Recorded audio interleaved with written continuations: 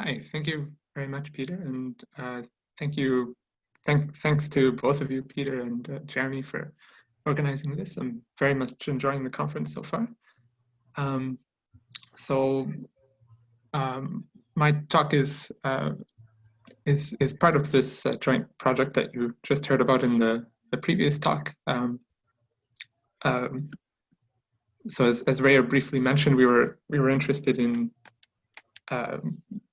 something called the quantization commutes with the reduction theorem. We were interested, so this is a well-known result in symplectic geometry that I'll tell you a little bit about. And we were interested in extending this to log symplectic manifolds. So actually, I'll start by telling you about the classical case. So the quantization commutes with reduction theorem for symplectic manifolds. So throughout pretty much my entire talk, G will be a compact connected Lie group. So let's suppose that I have a Hamiltonian G space. So it's a symplectic manifold, and I also have a G action and a moment map for that action. And I'm also going to assume that M has a pre-quantum line bundle. Using the symplectic form, so the symplectic form guarantees that we can find a compatible almost complex structure on our manifold. And using the compatible almost complex structure, you can construct the space of 0 Q forms with values in this line bundle L. So that's my notation here is omega 0 Q, well, dot ML for direct sum of 0 Q forms for various Q with values in L. And you can form this operator on it. So the square root 2 factor is just traditional. You take the d bar operator on L and you add its adjoint, so you build an L2 inner product on this space of forms, and this is the formal adjoint of that. So this is the operator that you see in Hodge theory, except that in this case, our underlying manifold doesn't have to be complex. So d bar squared doesn't have to equal 0, but that's okay. We can still build this operator. And this is an example of a Dirac operator. And one way of quantizing, quote unquote, quantizing your symplectic manifold is to take the index of this Dirac operator. So a Dirac operator is a special case of an elliptic operator. And an elliptic operator has a finite dimensional kernel, finite dimensional co-kernel, and the index is the formal difference, or if you like here, I've written kernel sub S for sort of super notion of kernel. So, so in this case, it's the kernel of the Dirac operator restricted to the even, mapping from the even to the odd forms, minus, it's a formal difference, we're working in the representation ring, minus the kernel of the Dirac operator going from odd to even forms.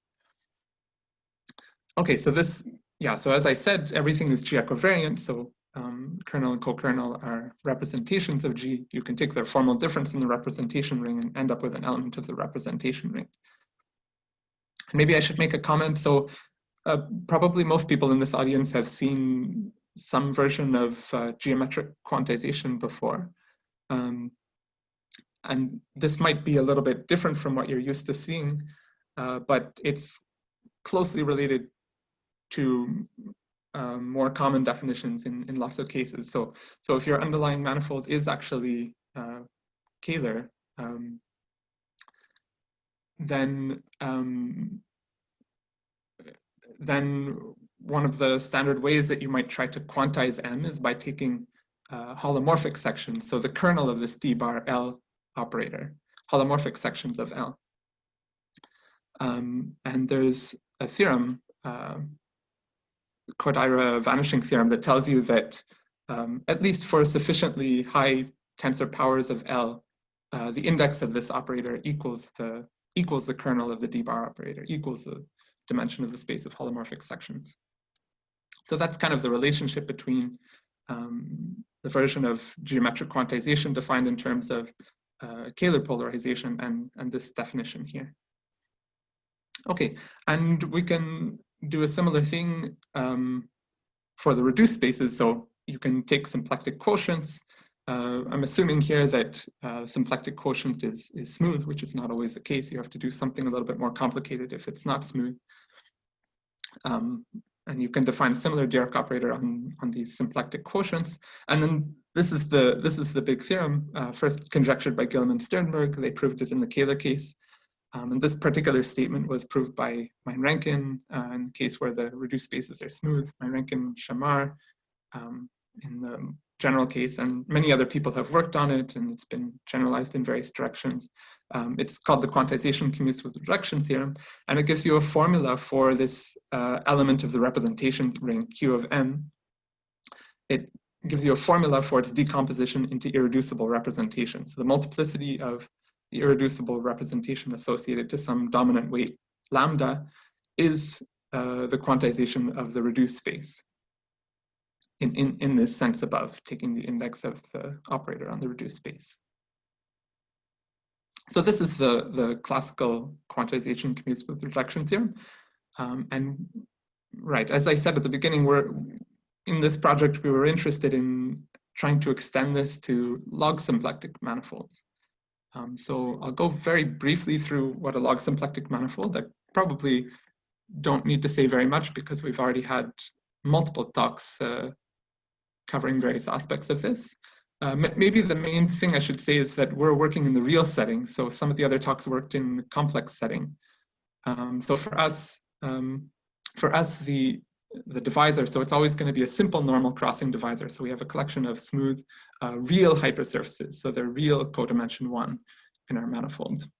So that's one of the differences from the previous talks. And also we insist on this, I'm insisting on this simple condition. So each of the hypersurfaces is smooth. You can't have a hypersurface intersecting itself, for example. Right, so that's what I'm going to mean by a normal crossing divisor in this talk.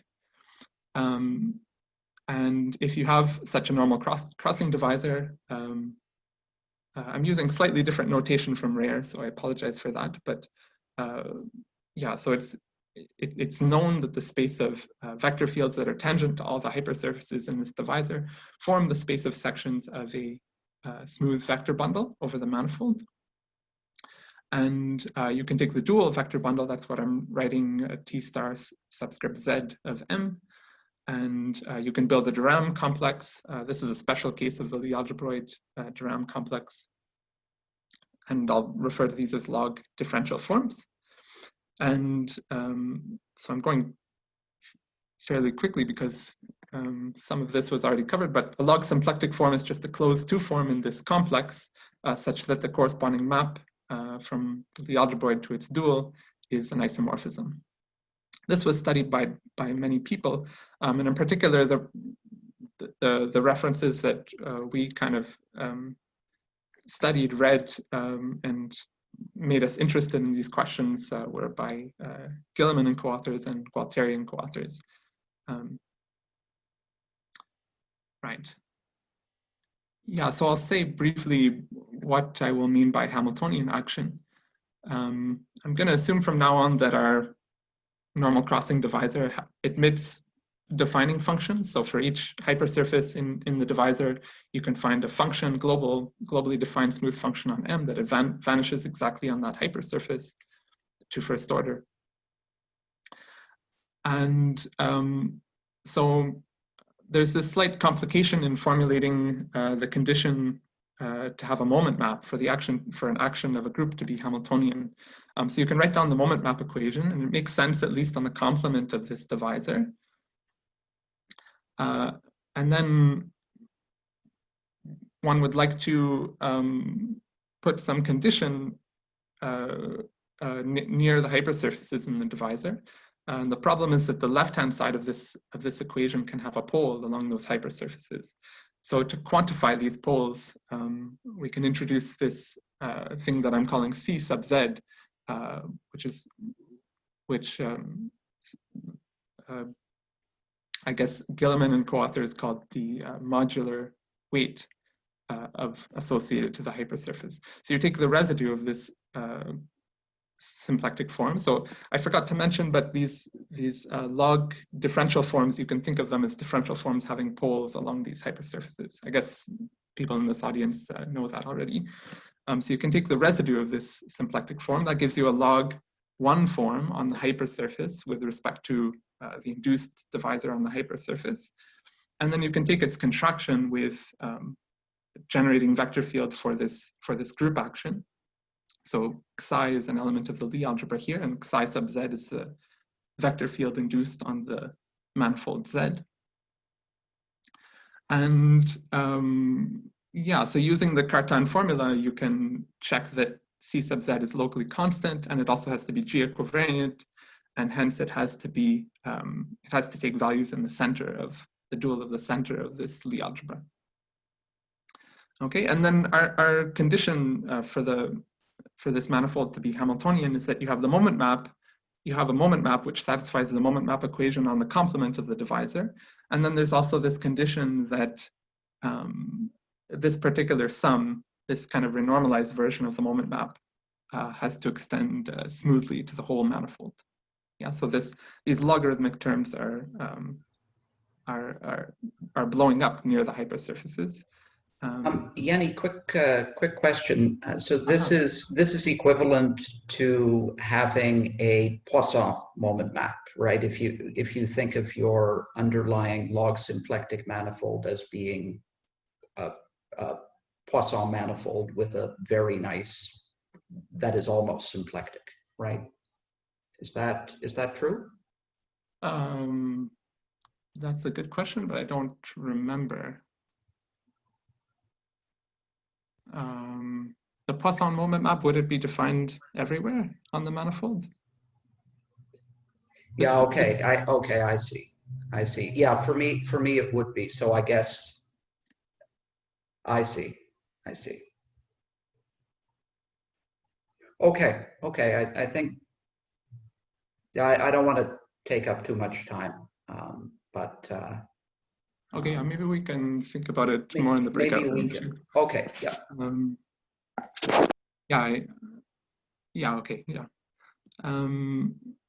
Right, yeah, so there was this paper that inspired us by Gilliman and Miranda Weitzman from a few years ago. So they looked at a certain case, so they assumed that their manifold was B-symplectic, so no crossings, just smooth hypersurfaces, non-intersecting hypersurfaces. And they also made an assumption about these modular weights. They wanted them to be non-zero. And the reason for assuming that is that in that case, all of the reduced spaces will actually be symplectic in the ordinary sense. They won't be B-symplectic. And then they defined the quantization of their B-symplectic manifold as, roughly speaking, using the quantization commutes with reduction theorem as a definition rather than having it as a theorem. And so they defined their the quantization to be direct sum, a formal infinite sum of quantizations of the reduced spaces, which are ordinary symplectic manifolds. So you can quantize them in the sense I said way back on the first slide. And you have to insert these little signs, plus or minus 1, because for reasons having to do with orientation. So your overall manifold M has an orientation, and it may or may not induce the symplectic orientation on the reduced space. And you have to insert a sign accordingly. And their main result, one of their main results, which was quite intriguing. So a priori, this sum is some infinite formal sum because the image of the moment map is non-compact. So there are infinitely many non-empty reduced spaces. There can be infinitely many non-empty reduced spaces. So a priori, this sum is infinite, but they were able to show that it's actually finite. There's some kind of interesting cancellation that goes on. And they conjectured, they asked this question, whether you could find a Fredholm operator on M. So something, Fredholm operator means finite dimensional kernel and co-kernel whose index equaled their definition. And in some work with Maxime Braverman and Yanli, we proposed one possible operator. And in this ongoing project with Yi Lin and Reyer Sjamaar as well, we're investigating this further, and we're generalizing to the normal crossing case. And also, we're allowing that the modular weights maybe are non-zero, or maybe are a mix of 0 and non-zero, as can happen in the case with crossings. Okay, so that's what we're aiming to do.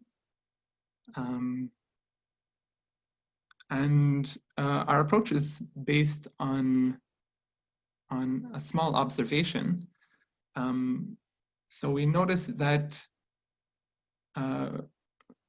so in general, if you have one of these normal crossing divisors, the tangent bundle and this log tangent bundle, they don't have to be isomorphic. So a simple example is if you have a circle with your divisor being a single point, then this log tangent bundle ends up being the Mobius line bundle, the non-trivial real line bundle over the circle. So they're not always isomorphic. But we notice that under this assumption that Z admits defining functions, they're stably isomorphic. So there's an isomorphism from TZM plus R to TM plus R. And a corollary is that these log symplectic manifolds are stably almost complex. And the reason is just because on TZM, so TZM is a symplectic vector bundle. It has a symplectic form on it. It's a very special case of a symplectic symplectically algebroid. So it's a symplectic vector bundle. And hence you can find a compatible almost complex structure on it. And then if you just add one more copy of R, you're going to get a complex structure on the sum. And let me give you an idea why they're stably isomorphic. Just say this kind of briefly. So I'll talk about the special case where you just have a single hypersurface. For simplicity, the general case, you kind of do an induction. You can do an induction. So because I'm assuming that my hypersurface has a global defining function, I can find a little color neighborhood of my hypersurface where the manifold looks like Z cross a closed interval. And the log tangent bundle, oh, I should have a restriction map here, but the log tangent bundle restricted to this color neighborhood splits as a direct sum of tangent bundle to Z, pullback of the tangent bundle to Z, and then this generator T times d by dt. T is the parameter in -1 in the interval, closed interval, -1, 1. And then we just look at what happens at the two endpoints of the interval, t equals plus or minus 1. Clearly, the anchor map at those two endpoints sends t times d by dt to either plus or minus d by dt, depending on whether you're at t equals plus 1 or minus 1. And what this tells you is that up to homotopy, you can construct this vector bundle TZM by clutching construction. So you clutch along Z, so you take TM and you do a clutching construction with this map that I've written here. So block diagonal matrix -1 plus the identity on tangent bundle to Z. Okay, and then let me introduce this real line bundle that I'm calling O sub Z. And it's going to be built from the trivial line bundle, which I'm writing R underline here, by clutching along Z with the map -1, just multiplication by -1. So in this circle example, this would be like the Mobius line bundle.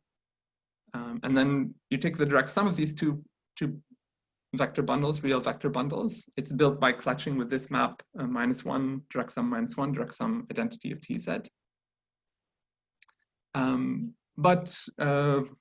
Okay, it's very silly observation, but the diagonal matrix with entries -1, -1 is homotopic to the diagonal matrix with entries 1, 1, the identity matrix, yeah. So our clutching map is actually homotopic to the identity. So that tells us that this bundle OZ plus TZM is going to be homotopic to just trivial line bundle R plus Tm. And then finally, this line bundle, we just note that this line bundle OZ is trivial by assumption. So this line bundle has another description as the real line bundle whose smooth local sections are smooth functions vanishing along Z. And we assume that Z has a global defining function. So that means that this line bundle, we can find a global section of it just by choosing a global defining function. And so the line bundle is trivial. It has a global section, global non-vanishing section. Okay. Right, I think I have to speed up a little bit. 4 minutes. Okay, yeah, so, right, so a stable, almost complex structure gives you in particular a spin C structure. And so a spin C structure is exactly the geometric data you need to build a Dirac operator, like we had way back on the first slide. And so this was our definition. This is our proposed definition. We just define the quantization to be the index of this Dirac operator. In the G-equivariant case, you can do everything equivariantly, and then you get an element of the representation ring. And our main result is that this definition is compatible with the QR equals 0 theorem. The statement of the QR equals 0 theorem is essentially the same as before. Okay, and one reason this is interesting is now the reduced spaces are no longer necessarily symplectic, so they can be log symplectic. So it's allowed that, for example, even in the B-symplectic setting, it's now allowed to have some of the modular weights be 0, in which case the reduced space could actually be B-symplectic, not symplectic. And then we have to define the quantizations of those reduced spaces using this same definition above here that I talked about. So this is kind of an interesting case where both the ambient manifold and the reduced spaces are allowed to be non-symplectic. And maybe I'll say a couple of words about the proof. Right, I should have said here, so far we've mainly thought about the regular case when the symplectic quotient is smooth, the group acts freely on the 0 fiber and the symplectic quotient is smooth. We imagine that it's similar in the singular case, but we haven't thought much about it yet. The basic idea is to adapt a proof due to Paul-Émile Paradin of quantization commutes with reduction in the classical case. So in their approach, they define the Kerr-1 vector field. So you can use the moment map to define this nice G-equivariant vector field on the manifold. In our case, that almost but doesn't quite work. We have to do something near the hypersurfaces to remove the singularities in the Kerr-1 vector field there. But it's not such a big deal. And then the main thrust of this approach due to Paradin and also Paradin-Verne is you can use this vector field to prove a non-abelian localization formula. So you can get a formula for this index for this Q of M with contributions that are localized near the zero locus of this vector field. And you use the geometry to argue that only one of those components, namely the inverse image of 0 under the moment map, contributes to the invariant part of this index. And then you finish the argument by using a local normal form near mu inverse of 0 to relate this to the reduced space. So it's kind of intuitive. Once you've localized the index near mu inverse of 0, you're very close to being able to show that that's equal to quantization of mu inverse of 0 mod G. Okay, right, and these are some slides that I can talk about in the breakout room. I think I'm basically out of time. Maybe I'll mention just a couple of comments. Things that we've thought about, but are not quite sure. I'm not sure if it will make it into the article. We're not quite sure what to do with them. But Gualtieri and co-authors, and well, also Gilliman and co-authors in the more special B-symplectic case, they constructed these moment codomains.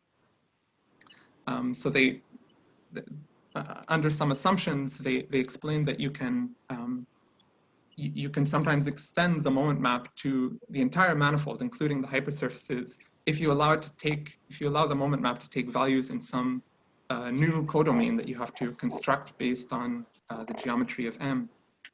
So they called these tropical moment maps. So in this case, you can consider a slightly more elaborate version of quantization where you don't just take the index of the Dirac operator, but you take its k-homology class. And elliptic operator defines a k-homology class, and you can push it forward. So k-homology works much like ordinary homology. You can push it forward under this moment map, this extended moment map to the k-homology of this codomain. So this gives you maybe a slightly richer notion of quantization. So that's maybe possibly one interesting thing to think about. And I think I should stop now. My other comment was, yeah, I can talk about that also in the breakout room if anyone is curious. And so I'll just stop there. So thank you very much.